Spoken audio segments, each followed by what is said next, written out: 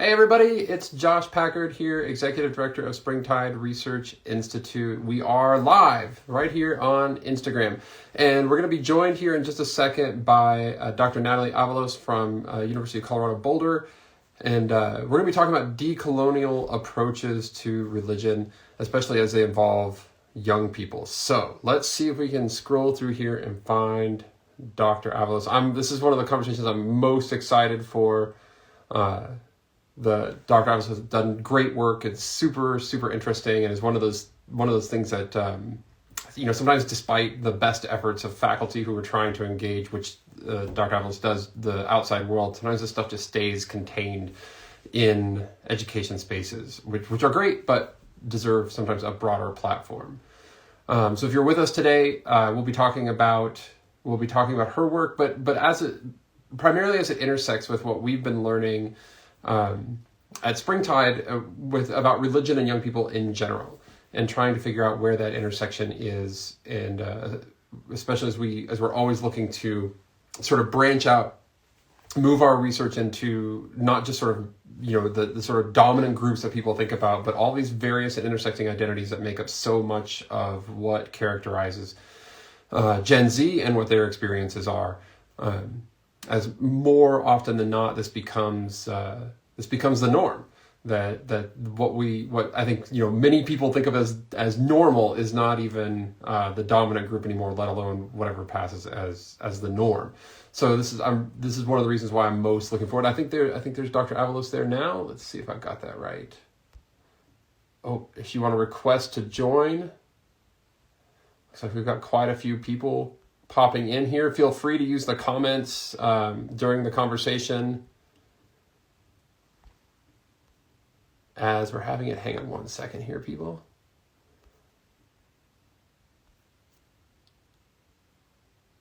There we go.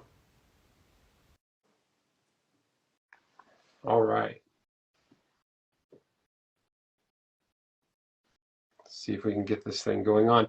While we're waiting for Dr. Avalos to join, I'll just go ahead and give a preview. So we'll be talking about the state of religion in young people today. Of course, that's the big report study that Springtide puts out every fall. You can pick that up for free. You can see a copy of it behind me. It's all about helping young people navigate uncertainty. It's free in digital form on our website, springtideresearch.org.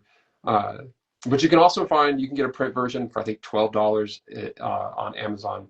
This year, coming up in 2022, we're going to be spending the whole year thinking about the ways that religion, meaning, purpose, spirituality, connection to a higher power is critical for a young person's mental health. And in particular, we're going to be trying to help educational settings, religious settings, workplaces, and people at home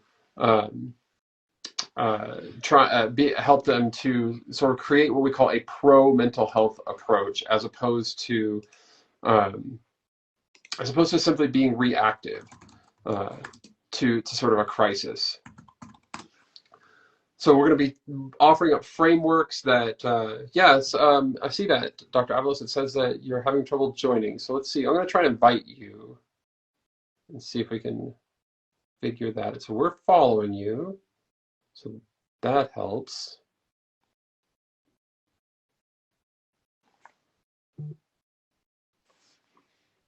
Let's see. So I just sent the invite again. Hopefully something pops up there.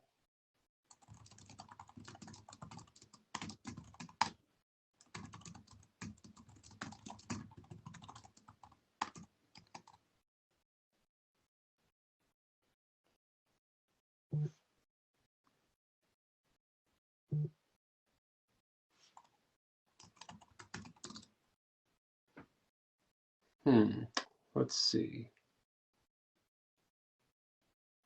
All right, folks, we're just having a little bit of technical difficulties here, trying to get Natalie on the line. On the Instagram, on the live. How about that? On the live.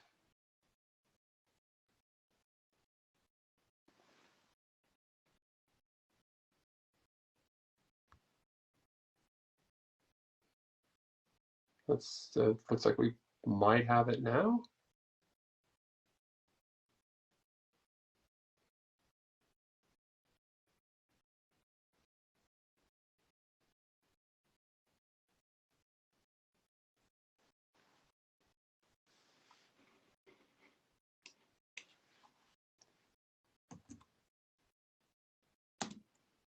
Yeah, it looks like we're having some Instagram difficulties here. I keep pushing accept, but nothing is coming through.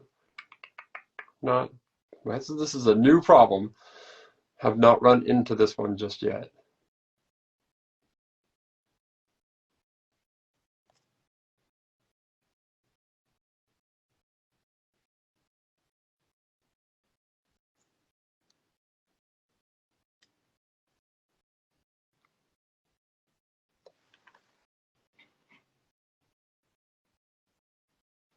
Hmm.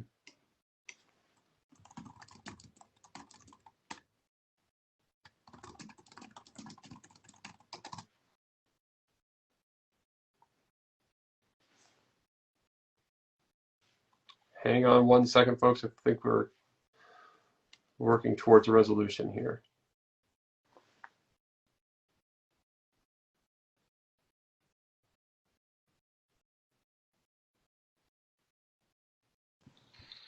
Hey, look at that. Sorry about that, That's but we okay. figured it Thanks. out. Yeah. Yeah, thanks everybody for your patience, and thanks Dr. Avalos for being persistent and making sure that you could join us today. I'm really excited to chat with you. Well, I'm so glad to chat with you. And thank you for inviting me to come and talk about these issues. I think that we're in a very difficult time structurally. And I'm so glad that Springtide cares about the experiences of young people and how they're navigating life. Yeah. Oh, thanks so much for that compliment. I really appreciate you taking the time. I know we're in the middle of a semester here, a relatively new semester for you, and of course there were just fires nearby, which I know from our previous correspondence that didn't affect you personally, but the community around. That was crazy. I mean, it's just a couple of hours south of me, not even that far. So Yeah. it's in state. But I think maybe we can start off with the most pressing question of the day, which is, are you playing Wordle? And if so, what was your score? You know what? I'm probably the only person not playing Wordle. And I've seen people post it on Facebook, and I have several colleagues that are like, what are we doing? Is this our new pandemic? Like therapy? I think people are trying to find, honestly, yeah, people are trying to find ways to navigate a sense of calm and Mm, even normalcy in this moment. We're 2 years in, and we still are not really sure how best to sustain ourselves. But yeah. if World does it, then I'll probably join in. I'll probably join in the next few weeks. Well, you definitely should. It's a lot of fun, and is a way of sort of staying. I don't know. It's just one little I love it in this very dispersed world where we find those common threads of things that like. It's still nice when something isn't niche. When something is sort of I don't know goes viral or whatever. But look, we're not here to talk about Marvel, of course. I've been. So back, I can't remember how, but earlier it was in the summer, like late summer, early fall, that I came across your work, and it sits at the intersection of a lot of different identities. And so maybe we could start off here by, could you just give us an overview about sort of like how you come to this intersection of like religion and identity and, indigenous peoples and Buddhism and like all of these things are not like, there's not a department for your expertise. And so tell us a little bit about how you came to this. Well, it's so interesting that part of your research right now is exploring uncertainty for young people, because I think for me, that was really the case. As a young person, I was actually a preacher's kid. My father, who's Apache and Chicano, was a Pentecostal minister. And so I grew up in a very conservative Pentecostal environment where you have a relatively clear worldview. The world exists like this. There's heaven, Mhm. there's hell, there's sin, um, there's revelation, there's being saved, doing good works in the world. And I had an older sister who was queer and came out when we were in our teens, and that religious environment did not handle her her identity and her truth very well. And I think even before then, I was very suspicious of our religious world. And so I think in my teens, I was really thrown into a kind of an existential crisis. And I was trying to find out not only who I am, my father was Apache and Chicano, my mom's from Mexico, she's Nahua, Spanish, and French. And I think I was really trying to understand, well, as someone of Native descent with Indigenous ancestry, what does it mean to live in the world? For one, trying to understand the history of colonization between Christianity and Native peoples. What's that legacy? How has that shaped our reality? But also thinking in terms of, well, what are my real values? What do I want out of life? Do I want to follow in my parents' footsteps and actually continue being a Christian, or do I want to explore more? I really saw that my parents had limited opportunities to understand their own cultural identities, they were living in an environment where you had to of racial precarity, in the sense that you were socially precarious if you were non-white, if you were working class, and you had to abide by a kind of white standard of normativity in order to survive. And I saw the different ways in which they resented this, more so my father than my mother. But I also had an opportunity to learn more about who I was in the world than they did, partly just because there was more literature, there was access to more materials, post civil rights, post 1970s, and all these incredible nationalist movements, Red Power, Chicano movement, Black movement. And so I felt like I was in a unique position. And honestly, part of my teenage rebellion was studying Eastern philosophy. I Oh, that loved sounds very studying, rebellious. right? Like I love studying Taoism, Buddhism. I was very interested even in mystical traditions. And I think I was drawn to, I had very much the same religious questions that my parents did. What Yeah, does it mean to be living in a sacred world? What's the nature of that sacred world? What's my role within it? What are my responsibilities within it? What's my purpose even? And I think that led to me taking lots of religious studies, or religions type classes as an undergrad, but also developing a Buddhist practice in my 20s, and then going on to grad school and exploring indigenous religions, and then Buddhism as well, wanting to understand the structures that brought me to this place. I think a key question for me was, well, why is it that my community is so interpolated by violence? Why is it that it's struggling with mental health crisis and addiction and poverty and even interpersonal violence, right? And so I came to the understanding that, colonialism has a traumatic impact. And so I began to study historical trauma in relation to religious life and really think about how it was that Native people, but also Tibetan people who are living a very parallel colonial reality to Native sure. people, how was it that they could use their religious life to really guard themselves or buffer themselves from these traumatic impacts, from these traumatic effects, and even empower themselves, become self-determining, develop more coherence in their own communities, and assert sovereignty through their religious lives. And so that really was my research project. And so that's the manuscript that I'm working on now. My book looks at this and really how religious projects are political projects. They're never really separated from the political.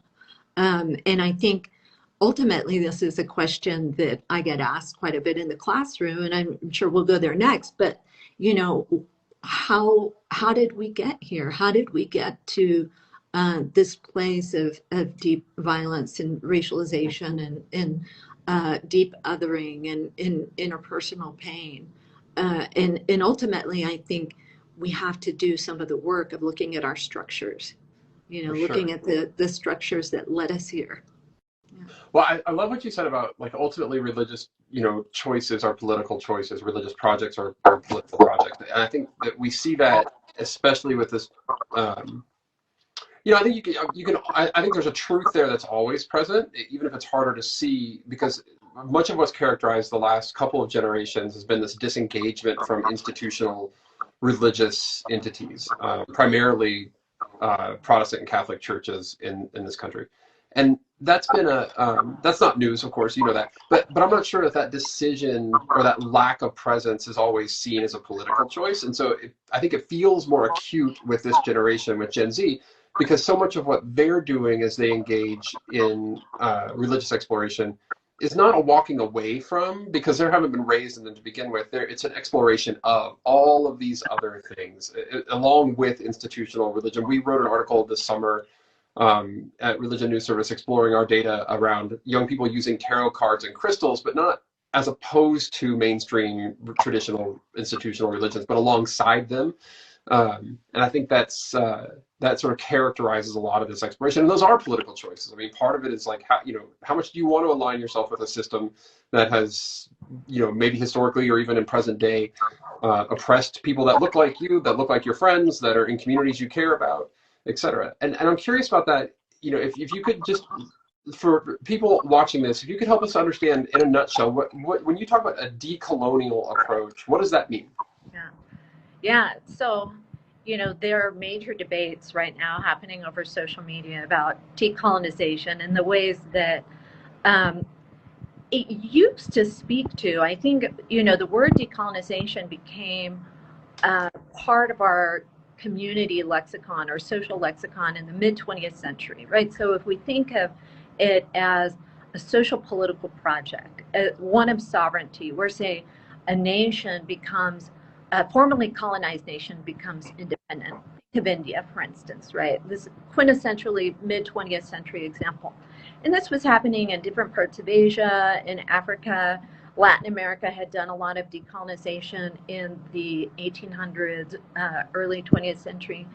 But when we think of it in terms of a practice in a Native and Indigenous studies context, it really means the material, the real reallocation of Native lands to Native peoples, right? So on a very, material basis. But there's all these ideological dimensions, right? So when we're talking about it in context of religion or even religious studies as a field, we can think about the colonial legacies that have shaped our thinking about religion. What religions are deemed most civilized? What religions are deemed most valuable? Which religions are deemed the most truthful, quote unquote, accurate and viable, right? If we think about that colonial legacy, we'll see that there's a hierarchy that's been created among religious traditions.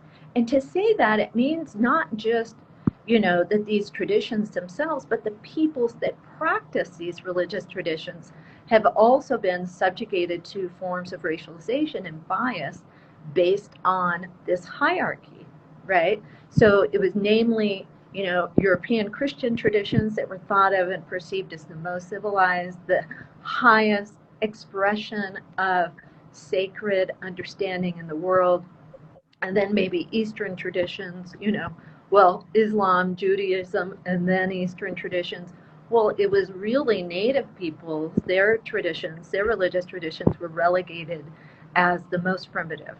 And so it's that kind of racialization, when we talk about taking a decolonial approach to religion, it's unpacking the legacy of those kinds of frameworks, those kinds of ideologies, and the ways that it's actually, you mentioned that young people are taking a more open, and I would say even non-binary approach to religion, in the sense that they don't feel like they have to fit squarely into a clear black and white sense of this is good, this is bad.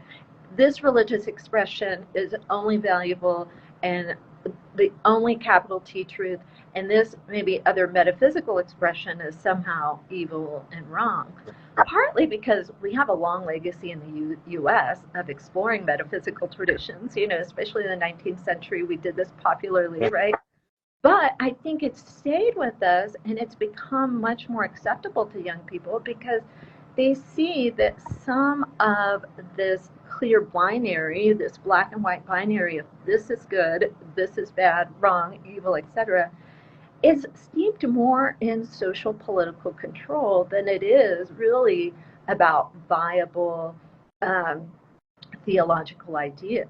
They're Sure. starting to push back and challenge and say, well, maybe this was about, kind of disciplining certain people and not really about the truth or value of these other spiritual expressions, right? Like, so maybe there isn't anything innately evil with tarot, but who were the people that were, using tarot that were maybe on the social margins and then penalized and criticized for that, right? So I think they're actually quite savvy when they're making these choices. They're actually saying, well, I don't trust the kind of institutional legacy because it's been built on a lot of colonial ideology, sometimes racist ideology, sometimes deeply sexist and xenophobic ideology.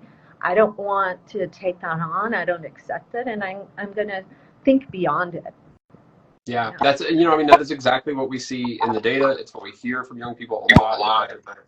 There's a reluctance maybe to let go of it entirely because I think there's especially among the older side of the group that we study. I mean, Springtime, our focus is 13 to 25. And as people go to college and they get some exposure, they understand that, people have used religion as a tool in some cases. And the process of like sifting through like what has been layered onto that to support like slavery, to support misogynistic ideas, et cetera, that they're not interested in supporting, but that there's a core that they don't want to let go of. And so but it does lead to this non-binary approach that I think you mentioned, which is what, like, I'm going to hold on to some of those things, but I'm not saying no to these other things as well. And our report for this year in the State of Religion and Young People, we call that religion unbundled, faith unbundled. And it really, one of the things I really like about it is that as opposed to this sort of, for the scholars on the line or for older people, that might remember Robert Bella's Sheilaism from way back in the late 70s, early 80s, which was this very individualistic approach. Like, Sheila is going to have her own religion and is going to call it Sheilaism.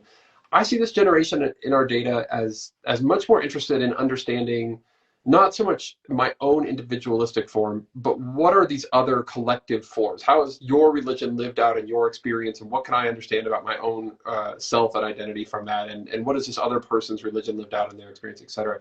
Now, I'm really, all of this leads to then, of course, like a lot more exploration.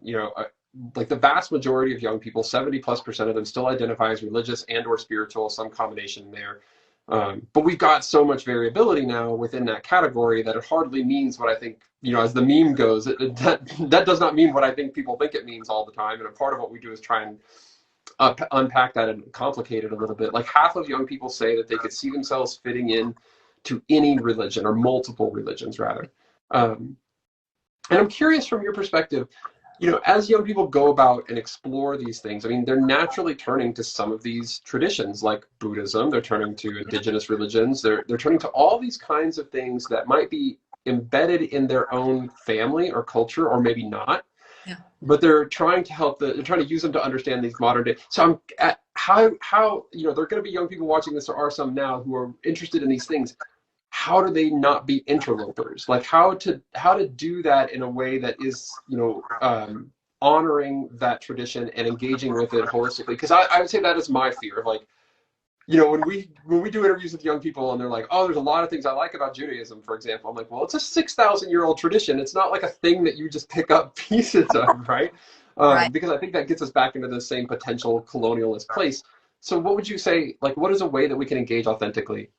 Wow, yeah, there is a lot to unpack there. So I think you're quite right. I think students and young people, I've had the experience of students actually saying, I'm really interested in Indigenous religious life. I don't want to appropriate. Yeah. How do I navigate this, right? How do I navigate this with integrity? How do I do this in such a way? And, I think it's helpful to helps young people see the difference. Indigenous religious traditions are specific to peoples, right? And peoples that belong to particular places. Whereas something like Buddhism, you also have a universal dimension to this religion. It's travel to multiple places. It may merge, say, with Tibetan Buddhism and even Chinese Buddhism and Japanese Buddhism. It merges. It becomes somewhat in conversation with existing land-based practices, right? And so thinking about indigenous religious life, I say, well, if your family was, say, from Poland or from Germany, or think about your ancestral roots, what were the land-based practices there? Because every person around the globe has a land-based practice. There's a history there, right, of relationship to land. And it's just a matter of digging. And so it doesn't mean you have to take on another identity. Look into your own and do research. And ultimately, I think, one of the things we unpack is that colonial legacy of violence that was brought to the Americas, that actually took place in Europe well before. There's so much interpersonal violence in terms of religious, political consolidation through Christianity. And so thinking about that history and kind of unpacking the legacy and really the kind of trauma that may be embedded there and the kinds of fears that we may collectively hold around connecting to pre-Christian traditions, right? That we might have fears and anxieties or even stigmas about these traditions, again, as being primitive or problematic, right? And so I think that's, those are a few suggestions. Yeah. Ultimately, also thinking that when we do this, when we take this kind of grocery store, I'm in the religion aisle, and there's all these different flavors of religion that I can choose from. When we take that approach, it's problematic for a number of reasons. There are ways in which we automatically, I think this is just how our minds work, right? And folks that work on the cog side of religion will tell you, well, we're just kind of wired to want to explore multiple belief systems and then make them coherent in our minds, right? That's just what we do. And so I think we're in a religious marketplace where we're exposed to all these ideas, whether it's different practices like yoga, meditation, mindfulness, right? These kinds of, they become secularized practices. Yeah. But reminding young people they have a lineage, they have a sacred lineage, they have a sacred philosophical lineage, and how might we attend to and try and learn, because that's what it means to practice with integrity as well, right? Mm-hmm. That's what it means to have respect for these traditions because they have a particular kind of life. How might we do this in a way that actually attends to and respects and honors that historical life? And that's really difficult to do, when you come from a place like I grew up in the suburbs of Dallas. My whole, virtually my whole existence as a person in the world, I'm seen as a consumer. And even the places and spaces that I occupy, I have been designated as a commodity. Like, even this conversation that we're having on Instagram right now is like you've got like buttons and you've got followers and all of this.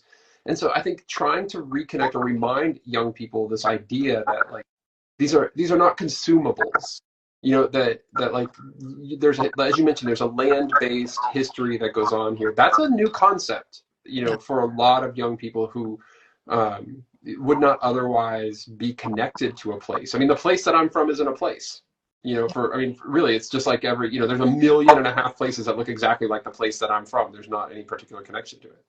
Well, it's become desacralized, right? And I think that that's part of some of the disillusionment and pain that young people are feeling too, because when they read about indigenous religious life and the sacred dimension of land, there's a part of them, I think we intuitively resonate with that because we have these experiences when we're out in nature, that it is incredibly sacred. But, someone like Vine Deloria Jr., he's a Lakota scholar of religion. He was actually trained as a theologian. He would say, well, what's missing is an intellectual framework to understand that experience. And once we've lost that intellectual framework to understand those experiences, we can feel disoriented in the world. And when certain institutional religions no longer really speak to that, they haven't held on to that intellectual framework well, it can feel like, well, there's a disconnect from what this institutional world is telling me about religious life and what I'm actually experiencing in the world. Yeah. And that's what's so difficult to reconcile. And I think we're now moving, and I think this is one of the reasons why young people are moving and kind of integrating multiple religious expressions because they're trying to find a more coherent understanding of reality. Yeah, something that helps the world sort of, whether they need a square hole to fit their square peg, or if it's a round hole to fit their round, but like something that makes that stuff line up. Right. And of course, there's all kinds of, the cognitive dissonance alone of trying to hold that is troubling enough. And I mentioned, as we were trying to get connected, I was mentioning that our work at Springtide, this whole coming up year, maybe year plus, we'll see how long it takes us, is going to be focusing on the religious and spiritual purpose, meaning, sacred dimensions of a sort of complete approach to mental health. That what we want to be doing is helping organizations, especially like schools, churches, homes. By churches, I mean religious settings, use a sociological term there. Be more proactive when it comes to mental health, and we really believe that part of that is making sure that young people have an understanding of how the thing that they're doing connects to their larger sense of meaning and purpose. And you work on a college campus. College campuses are sort of ground zero these days for mental health issues. Period. I mean, care. I mean, it's they're some of the largest mental health providers in the country, if not the largest mental health provider. There's some of the places where, for young people, any mental health issues they have start to manifest themselves because they're, in many cases, for young people on their own for the first time, away from the sort of support systems that they might have had intact for a long time. And I'm curious about that, as we look at those kinds of intersections, this disconnection from place, the searching for a square peg in a square hole, and this mental health crisis that we've got going on in our country. How have you seen that with your students playing out? I mean, do you see them looking for purpose? Do you see them finding it? Are they able to connect with it very well?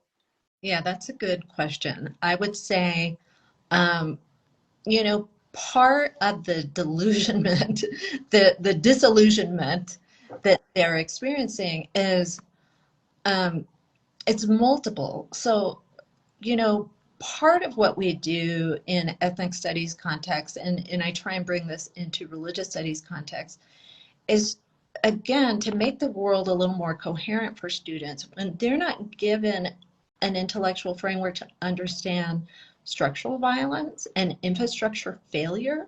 And we're living in a moment of major infrastructure failure, right? Mm-hmm.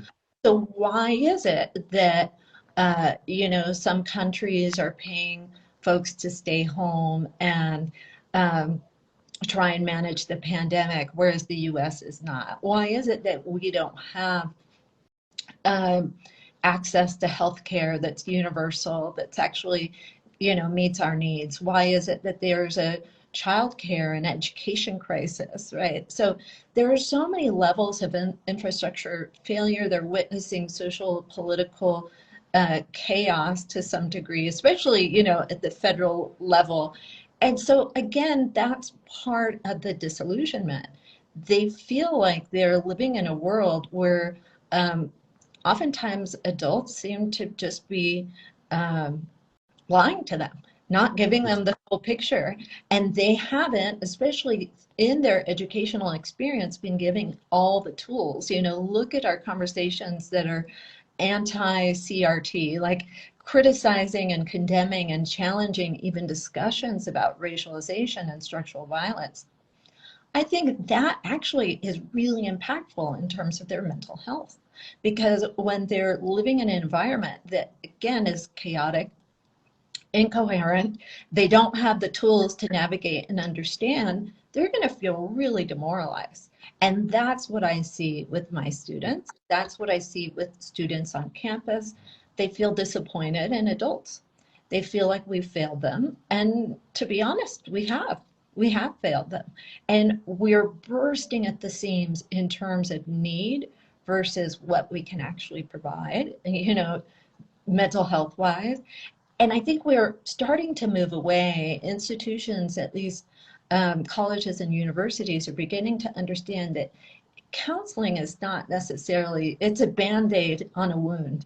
Counseling is one drop in the bucket, but really we need to have a culture change, a shift in how we think about mental health and wellness.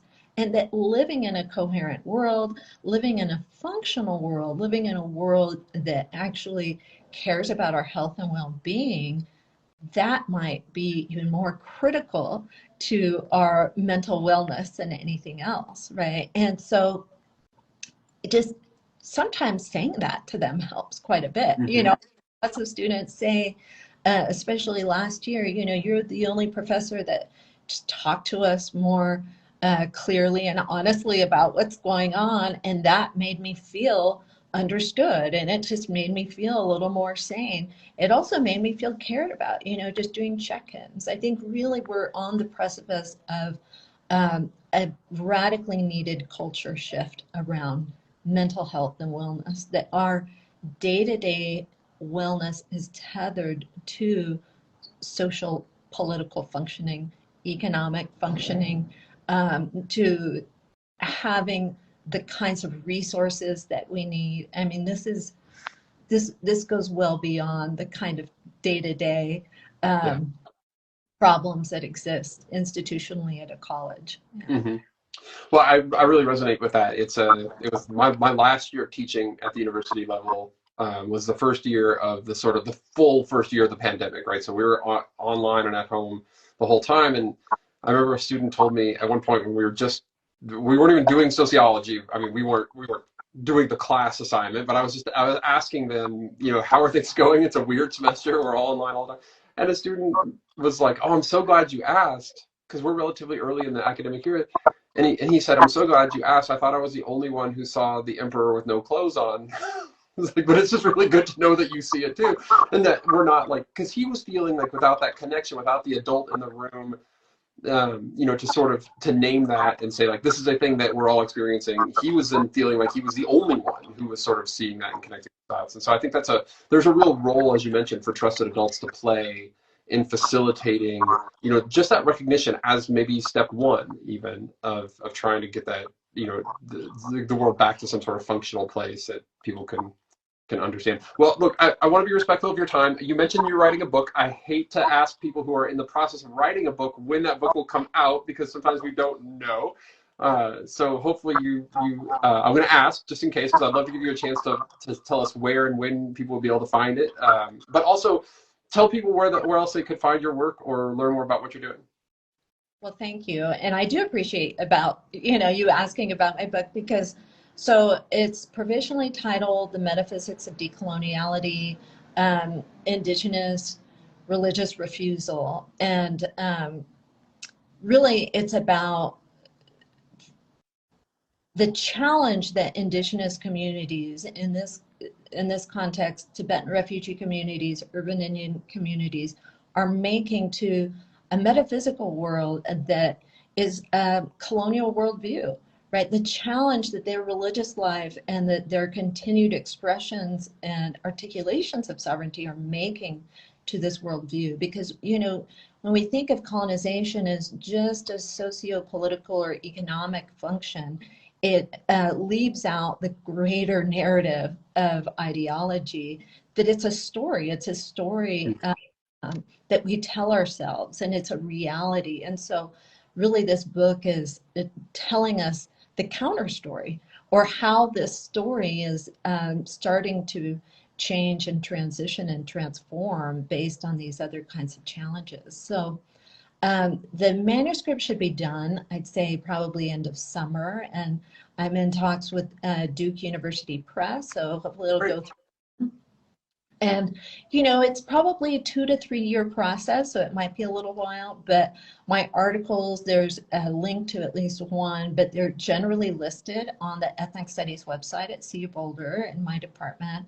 And honestly, I think this is one thing that young people are thinking about quite a bit. What does it mean to live in an anti-racist and decolonial future? What does it mean to live in more equitable ways with one another, in respectful ways with land, especially? I think they care so much about environmental crisis, and urgently want to live in a world where we have we live in good relations with the earth. Right. Yeah. And all those discourses are kind of in and around my work. So yeah, if you want to read more, I would check it out on the Ethnic Studies website. Yeah, thank you. Well, thank you so much, and appreciate you sharing about the book. those projects can take a while, but we'll certainly be on the lookout for it. Nobody will tell your department chair that you said by the end of the summer that the manuscript would be done. We'll keep that. That's just between us and Instagram. I really appreciate you joining us today for this conversation. This will be archived. You will save it here, but we will also have it up on YouTube. And so if you know of anybody who would benefit from this and you want to direct them to our YouTube channel to see it, we'll hopefully have that up soon. Dr. Ailos, thank you so much. I can't express enough gratitude for helping us to understand this, because this is one of those things that, you know, we need different perspectives and different experts and voices to help us to understand the full diversity of the world that we live in. It's a real service. I appreciate it. Thank you so much, Josh, and thank you for what you do. Well, thank you. All right. Well, I hope you have a great week, and thanks everybody for joining us here. We're going to try and figure out how to save this without screwing it up. Thanks, everybody. Bye. Bye-bye.